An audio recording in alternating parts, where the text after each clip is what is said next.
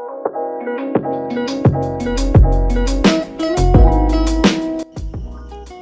datang teman-teman semua. Kita berjumpa lagi di podcast Kewirus Bercerita episode kedua. Setelah kemarin kalian bincang-bincang seru sama Alda, sekarang gantian bareng aku yang mau berbagi informasi sama kalian. Kenalin, aku Kurota, partner kalian untuk episode kali ini.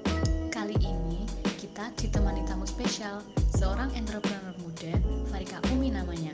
Pasti udah pada kenal semua ya, karena Farika ini termasuk salah satu anggota Kewirus yang aktif banget nih. Buat kalian yang belum tahu, Farika ini udah punya usaha sendiri loh. Mau tahu apa usaha Farika dan gimana Farika ngejalanin usahanya? Stay tune ya.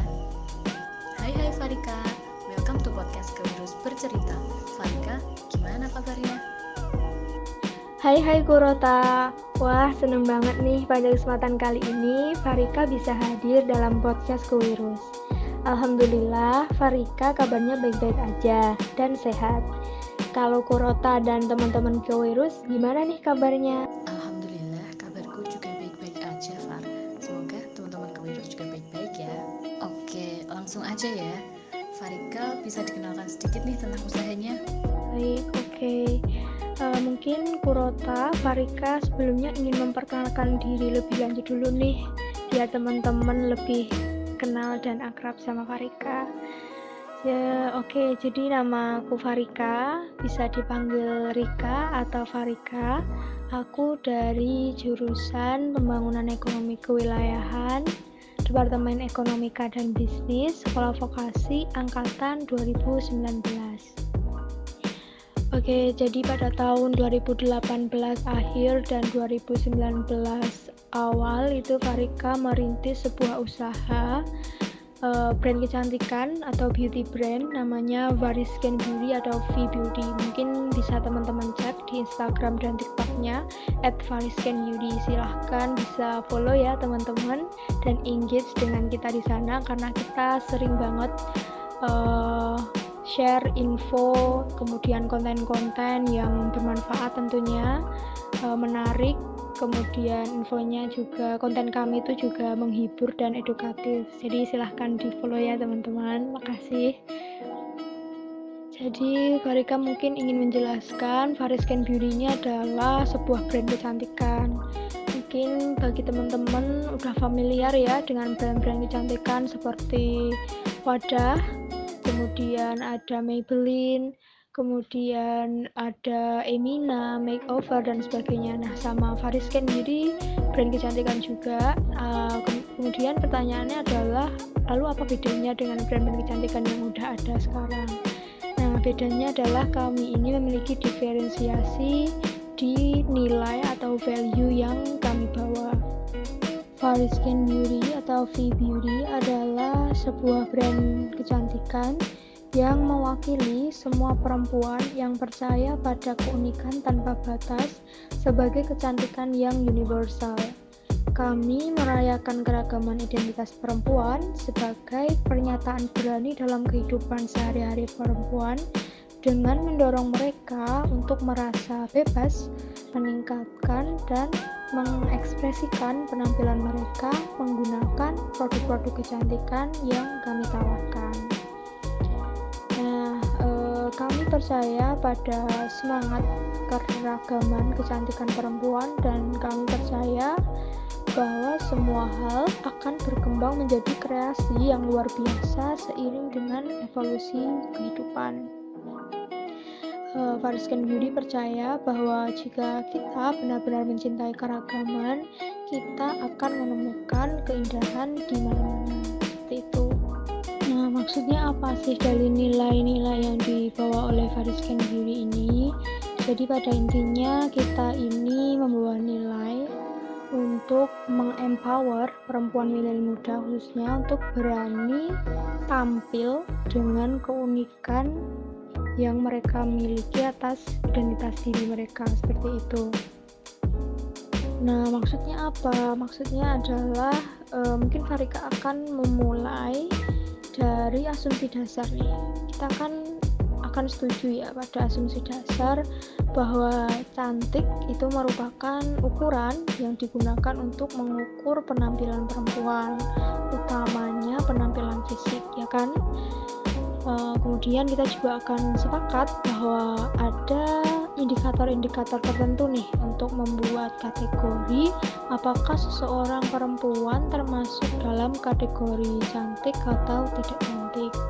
Nah, jika mengikuti sudut pandang arus utama, mainstream gitu ya, yang ada di Indonesia, perempuan cantik itu sering diasosiasikan, didefinisikan sebagai perempuan yang memiliki contohnya warna kulit yang putih, kemudian tubuh yang tinggi dan langsing, rambut yang lurus dan panjang, dan beberapa standar umum kecantikan di Indonesia lainnya.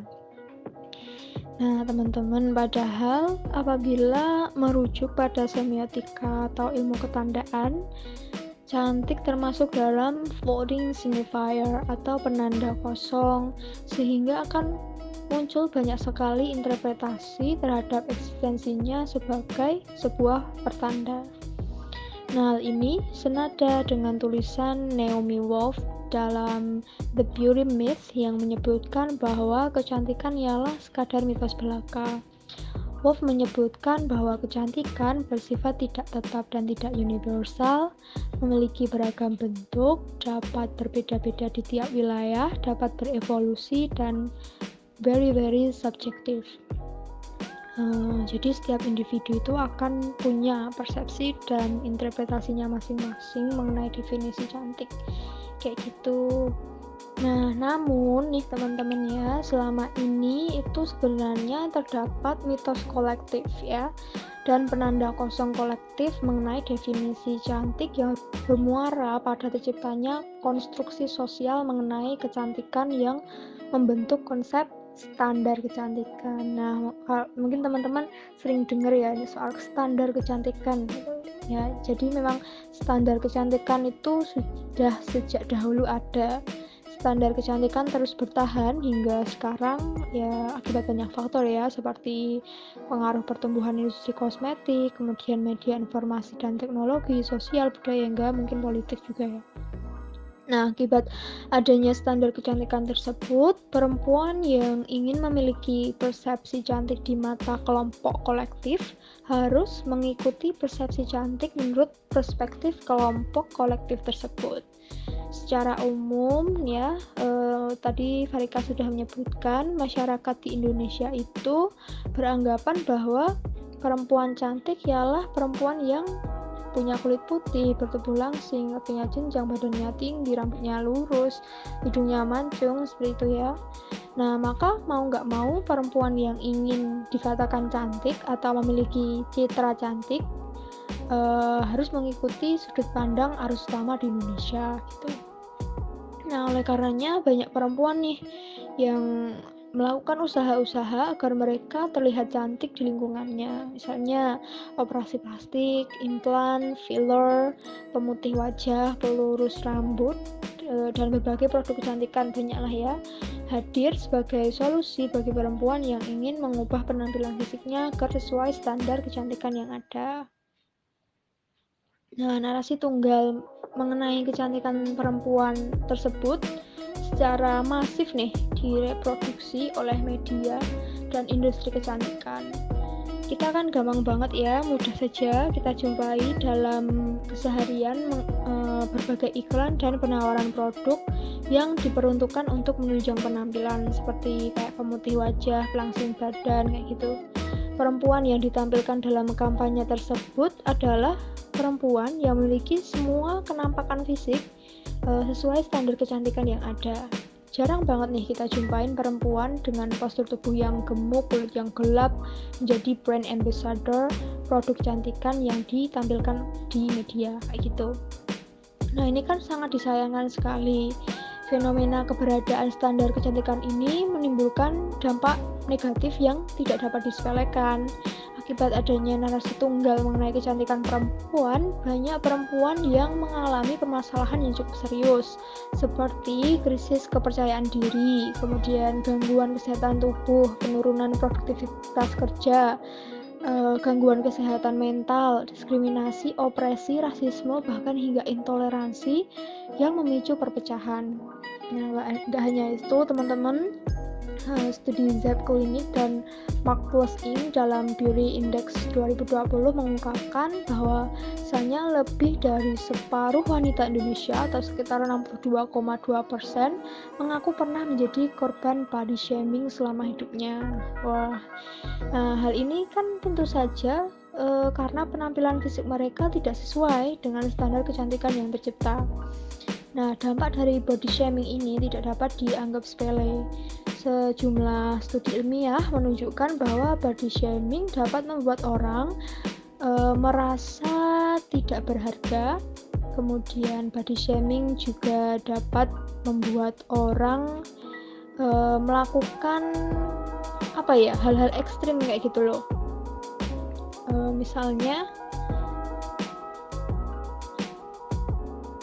Misalnya mengikuti program diet ketat, kelainan pola makan atau eating disorder, bahkan depresi yang berujung pada self-harm.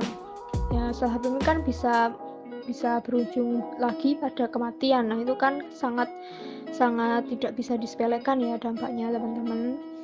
Nah, saya pernah baca ya dari data Bappenas bahwasanya jumlah perempuan di Indonesia pada 2010 itu 118, sekian juta jiwa dan diprediksi akan melonjak jadi 142 juta jiwa pada tahun 2025. Nah, besarnya populasi perempuan di Indonesia tersebut merupakan modal fondasi dari segala hal, mulai dari masyarakat, keluarga, juga negara. Kita perlu perempuan yang kuat dalam segala hal.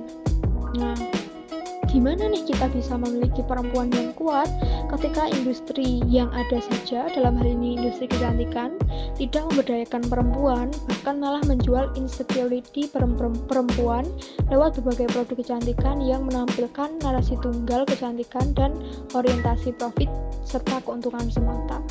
Nah, oleh karena itu nih, dari panjang lebar tadi ya, oleh karena itu kami Fariscan Beauty menawarkan sebuah wacana perlawanan yang didasari oleh keprihatinan kami terkait dampak dari konstruksi mengenai standar kecantikan perempuan.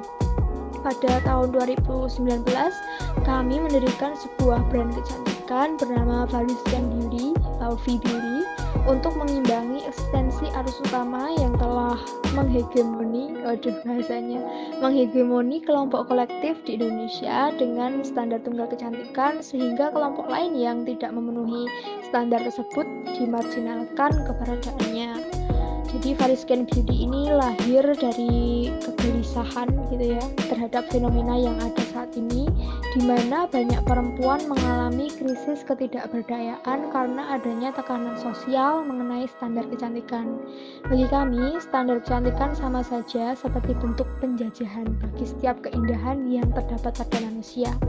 Nah, dengan membuatnya hanya sebagai narasi tunggal semata, kami menyadari nih bahwa terdapat relasi yang nggak setara antara industri yang membuat mitos kolektif tadi ini menjadi nyata dengan para perempuan. Nah, Fariscan Beauty hadir sebagai brand kecantikan lokal indie yang merangkul keunikan serta keragaman fisik yang dimiliki oleh perempuan di Indonesia ya utamanya. Kami adalah brand kecantikan yang menyuarakan suara-suara perempuan yang selama ini dimarginalkan oleh industri kecantikan melalui penyediaan produk-produk kecantikan yang mewakili keberagaman serta keunikan keindahan pada diri perempuan. Selain mengedukasi masyarakat, khususnya perempuan muda mengenai keberagaman, kami juga menyediakan produk-produk kecantikan dan perawatan tubuh yang relevan dan representatif terhadap kehidupan sehari-hari perempuan, khususnya perempuan milenial. Seperti itu. Seperti Kurota. Mantap Farika. Ini malah kayak dapat kelas estetika ini. Oke, betul kata Farika, karena pada akhirnya itu kembali ke diri masing-masing, karena tiap orang itu berbeda dan punya keunikan tersendiri. gitu teman-teman. Oke, Farika kan mulai usahanya waktu masih kuliah ya, masih sekolah gitu. Terus modal usahanya ini dari mana kalau boleh tahu? Terus apa ada partner usahanya? Oke, jadi sebenarnya Variscan Beauty itu belum lama ya dimulai, belum ada kayak lebih dari 5 tahun itu belum. Jadi Farika itu sebenarnya mulai Variscan Beauty itu sejak Farika lulus sekolah, lulus SMA ya.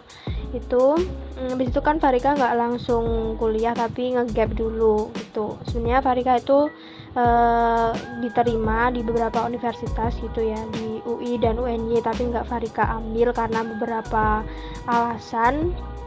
Kemudian Farika memutuskan untuk gap year kayak gitu ya istilahnya. Nah, terus di waktu Farika gap itu selain Farika kerja ya jadi marketing di salah satu perusahaan yang bergerak di bidang jual beli emas gitu, Farika juga tertarik untuk memulai bisnis sendiri. Nah, dari situlah Farika mulai itu tahun 2018 akhir 2019 awal ya, itu Farika mulai untuk develop Variscan Beauty kayak gitu. Untuk partnernya Farika kebetulan ditemenin ya sama satu teman deket Farika. Itu lebih ini aja sih, kalau temannya Farika ini lebih partnernya lebih kayak jadi sekutu pasif gitu loh. Jadi Farika yang develop produk, Farika yang jalanin marketing. Nah, teman dekat Farika ini yang jadi kayak investor gitu di bisnisnya Variscan Beauty kayak gitu. Wah, keren ya, sampai diterima di UI, di UNY juga ternyata. Walaupun nggak diambil dan milih gap year, Farika kan tetap bisa memanfaatkan waktu gitu.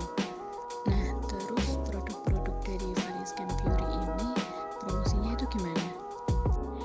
Oke, menarik nih pertanyaannya dari Mbak Kurota ya, soal spesifik promosi Variscan Beauty ya. Jadi kebetulan di organisasi bisnis Variscan Beauty itu promosi masuk ke dalam manajemen marketingnya ya. Jadi kalau kita bicara soal promosi, otomatis kita juga bicara soal marketing. Nah, marketing sendiri itu kan adalah segala usaha atau aksi ya yang dilakukan untuk bisa menjangkau customer kita atau calon customer kita, sehingga kita bisa mendapatkan biasanya ada dua nih, kalau nggak brand awareness ya sales gitu. Jadi tujuan marketing itu basicnya ada dua ya, untuk meningkatkan brand awareness atau kesadaran merek. Kemudian yang kedua adalah untuk meningkatkan sales atau penjualan.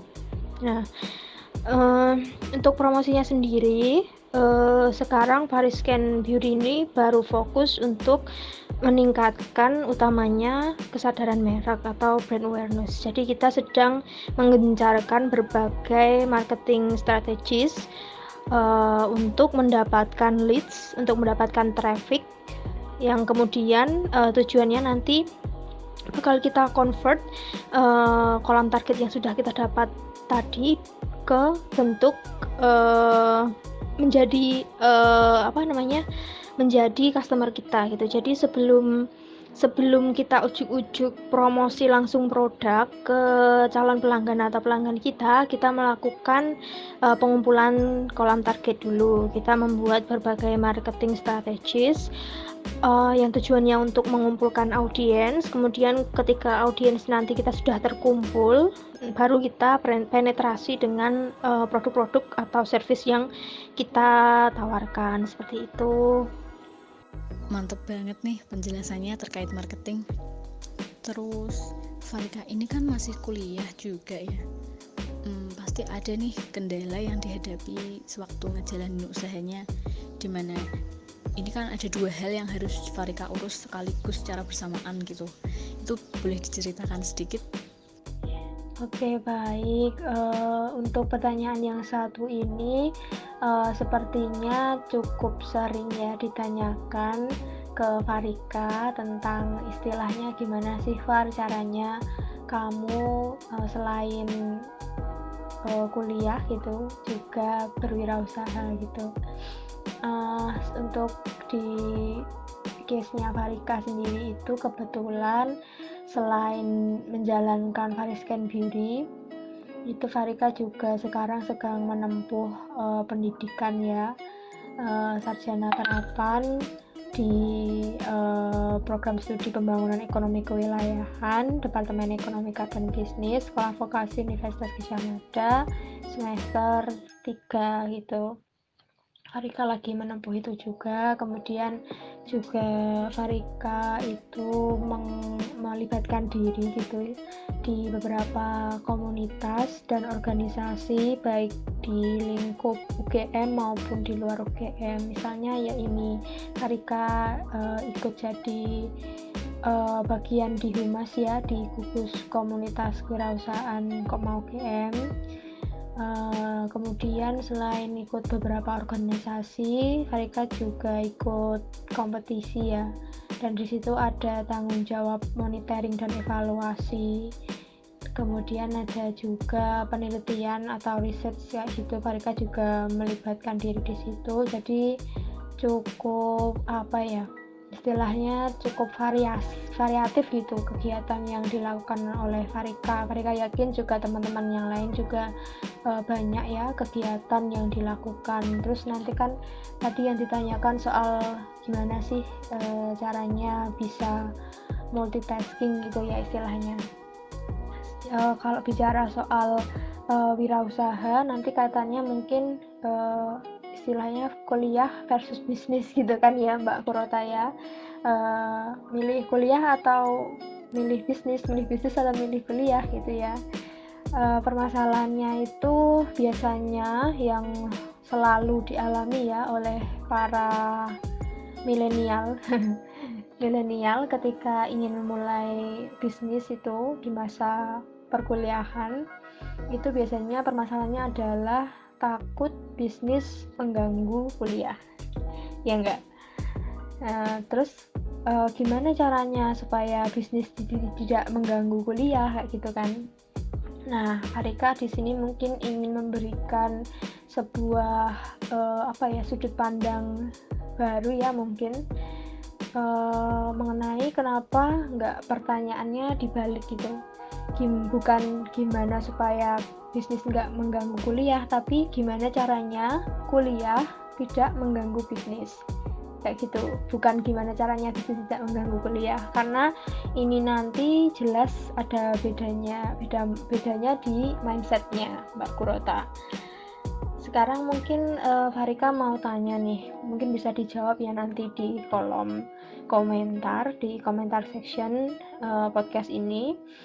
Kalau teman-teman yang mana nih? Apakah teman-teman adalah mahasiswa yang kebetulan pengusaha atau pengusaha yang kebetulan mahasiswa? Karena ini nanti hubungannya dengan mindset yang tertanam di masing-masing diri teman-teman nih. Karena beda mindset nanti tindakannya juga akan berbeda. Misalnya ini untuk mahasiswa yang kebetulan pengusaha gitu. Jadi selain dia kuliah, dia nyambi berusaha gitu. Jadi pengusaha gitu. Mahasiswa yang kebetulan sebagai pengusaha. Kalau dia mahasiswa yang kebetulan pengusaha, berarti secara alam bawah sadar dia adalah seorang mahasiswa biasa yang kebetulan cari uang dengan jualan online, dan dia pun tidak akan punya sikap profesional dalam bisnisnya, karena ya basically dia menempatkan dirinya sebagai mahasiswa, cuman kebetulan dia juga punya usaha kayak gitu.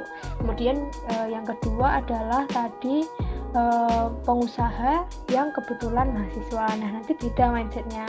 Kalau dia pengusaha yang kebetulan mahasiswa, artinya dia akan menempatkan dirinya sebagai pengusaha dari segi attitude-nya, kemudian mindset-nya, mentalnya, dan profesionalitasnya kayak gitu. Cuman kebetulan aja dia masih mahasiswa, jadi dia mulai dari attitude-nya, mindset-nya, mentalnya, profesionalitasnya itu adalah dia seorang pengusaha. Cuman ya kebetulan dia nyambi jadi mahasiswa itu. Kemudian biasanya itu yang dialami oleh teman-teman Farika dan Farika sendiri sih sebenarnya itu adalah biasanya kita tuh kayak disuruh milih gitu loh, antara kuliah atau bisnis, pilih yang mana gitu. Nah gimana kalau instead of disuruh milih ya, kenapa